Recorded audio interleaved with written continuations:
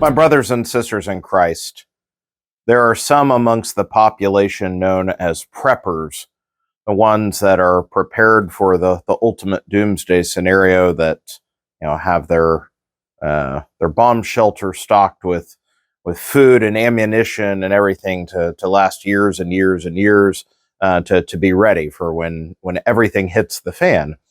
And others look upon that as rather strange behavior, and in some ways it is, because it's a great level of obsession about protection of our earthly life. But there's other forms of this as well. Think of how many among us obsess over the financial markets, the growth of our 401k, our investments. How's my retirement doing? How are my job skills going? Am I ready for the next thing? All the activities in life we pour energy to obsess in, to predict, to move.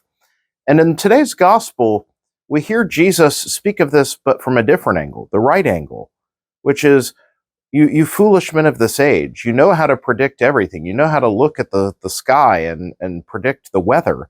And you know all these things, and yet you are oblivious to the signs of the times of that which matters most.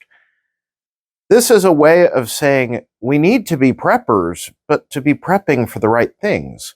Why don't we put the same energy into our preparation of our souls? The only thing which is eternal and the only thing which is certain.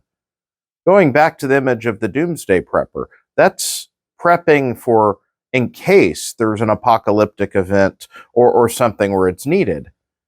Unlike that, which is far from certain that will happen in the lifetime of anyone here, we know that we're going to die. We know that we will eventually face judgment. And yet, why do we put so little attention day to day into prepping our souls? In the first reading, we hear Paul continue to lament the balance between seeking sinful indulgence versus righteousness, obedience to God and his ways. And yet, in the gospel themes these days, and as we'll continue to hear in November, the message is, get ready. It's coming. You need to be vigilant. You need to be ready. My brothers and sisters, all these other things we obsess about are things that are passing. They're a mixture of passing and or uncertain. And yet there is one thing of which we can be certain, and that is eternal in its ramification. And that is the state of our own soul in relationship to God. May we heed the words of Jesus well, and may we become true preppers of the right kind, for our vigilance into the readiness of our souls. May God bless you all.